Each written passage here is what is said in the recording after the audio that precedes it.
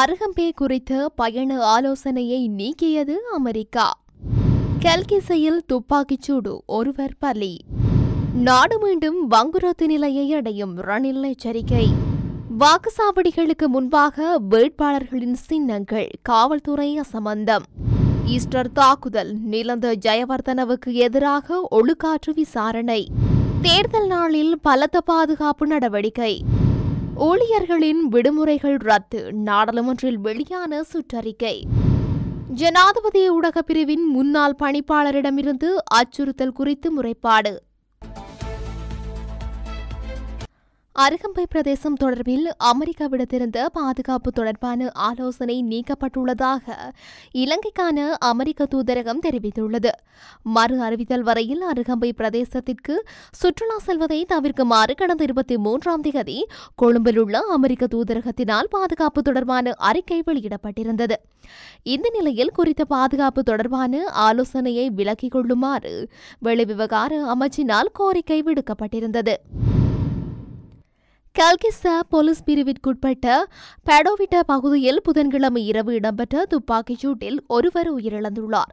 துப்பாக்கிச் சூட்டில் காயமடைந்த குறித்த நபர் சிகிச்சைகளுக்காக களுபோவில வைத்தியசாலையில் அனுமதிக்கப்பட்டதன் பின்னர் உயிரிழந்துள்ளார். உயிரிழந்தவர் பெடோவிட்ட பிரதேசத்தில் வசிக்கும் 30 வயதுடையவர். இந்த துப்பாக்கிச் சூட்டுக்கு T-56 துப்பாக்கி பயன்படுத்தப்பட்டிருக்கலாம் என சந்தேகிக்கப்படுகின்றது. சந்தேக நபர்கள் தொடர்பான இந்த தகவலும் இதுவரை வெளியாகவில்லை. 119 அவசர இலக்கத்திற்கு கிடைத்த தகவலினூடாக இந்த சம்பவம் தொடர்பில் மவுண்ட் போலீசார் விசாரணைகளை ஆரம்பித்துள்ளதாக தெரியவந்துள்ளது. 2028 ஆகும்போது கடன் மீள செலுத்தும் பின்னணியை ஏற்படுத்திக் கொள்வதை நாடு எதிர்கொண்டுள்ள பாரிய சவாலாகும். சரியான திட்டமிடலை மேற்கொள்ளாவிட்டால் நாடு மீண்டும் வங்குரோத்து நிலைக்கு தள்ளப்படும் என முன்னாள் ஜனாதிபதி ரணில் விக்ரமசிங்க தெரிவித்துள்ளார். இலங்கையில் இருக்கும் பிரதான பிரச்சினை பொருளாதாரமாகும். 2022ஆம் ஆண்டு பொருளாதாரம் முற்றாக வீழ்ச்சியடைந்தது. அதன் பிரகாரம் எமது நாடு வங்குரோத்தடைந்துள்ளதாக அறிவிக்கப்பட்டது. எமக்கு முதலாவதாக வங்குரோத்து நிலையிலிருந்து வெளியேறுவதற்கே இருந்தது. அதனை நாங்கள் மாத்திரம் அறிவித்தால் மாத்திரம் போதாது, சர்வதேசத்தினால் ஏற்றுக்கொள்ளப்பட வேண்டும். நாணய நிதியத்துடன் கலந்துரையாடுமாறு உலக நாடுகள் அதன்போது எங்களுக்கு தெரிவித்தன. சர்வதேச நாணய நிதியத்துடன் இணக்கப்பாட்டுக்கு வந்த பின்னர் அவர்களுக்கு அறிய தருமாறும் அந்த நாடுகள் தெரிவித்தன. நாங்கள் 18 நாடுகளிடம் கடன் பெற்றிருந்தோம்.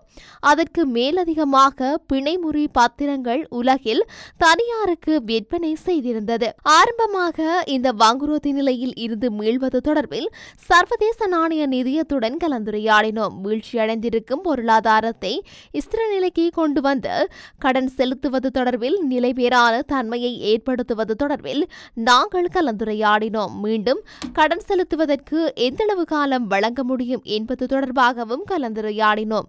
எமது கடனில் எந்தளவு தொகையை குறைத்து வழங்க முடியுமா என்ற விடயம் தொடர்பாகவும் நாங்கள் கலந்துரையாடி இணக்கப்பாட்டுக்கு வந்தோம். 2028ஆம் ஆண்டில் கடன் செலுத்துவது ஆரம்பமாகும் என நாணய நிதியம் எமக்கு தெரிவித்தது.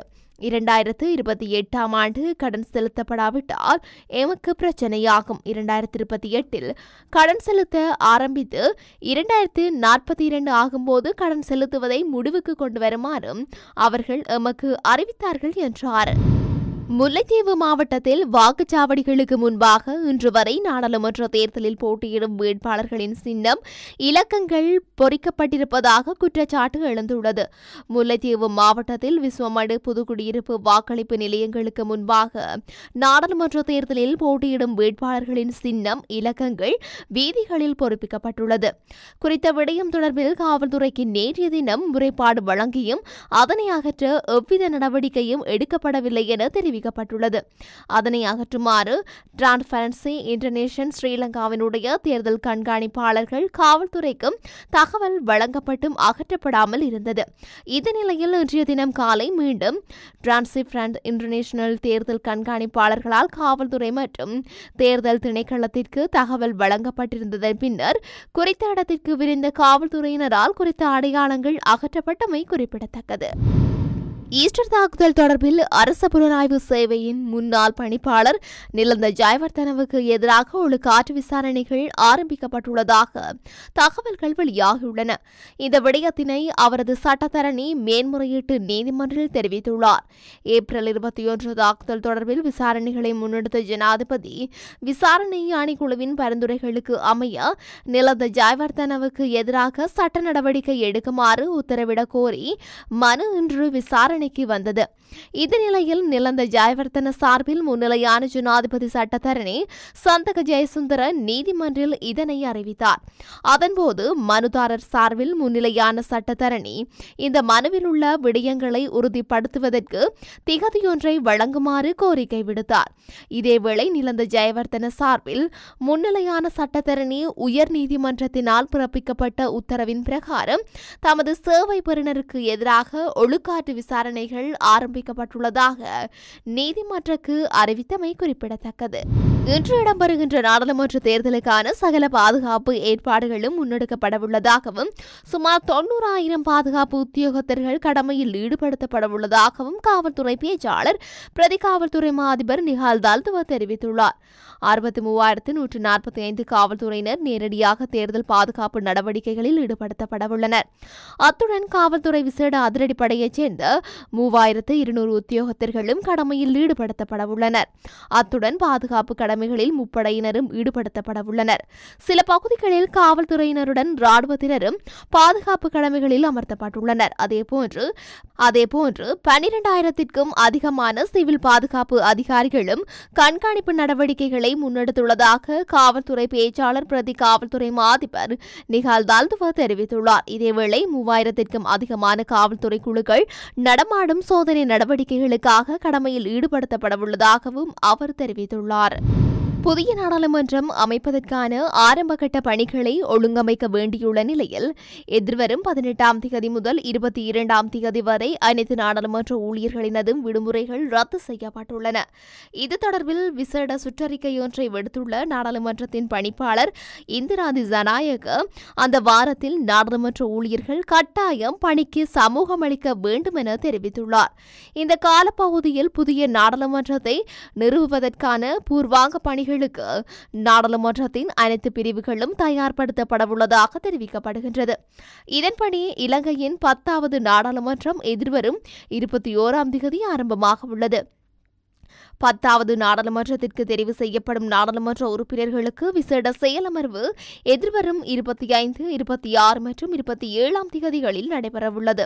அதன்போது புதிய நாடாளுமன்ற உறுப்பினர்களுக்கு நாடாளுமன்ற முறை குறித்து விரிவான அறிவுறுத்தல்கள் வழங்கப்படும். இதேவேளை புதிய பாராளுமன்றத்திற்கு விசேட பாதுகாப்பு வேலைத்திட்டம் ஒன்றை நடைமுறைப்படுத்துவதற்கு நாடாளுமன்றத்தின் தலைவர்கள் தீர்மானித்துள்ளனர்.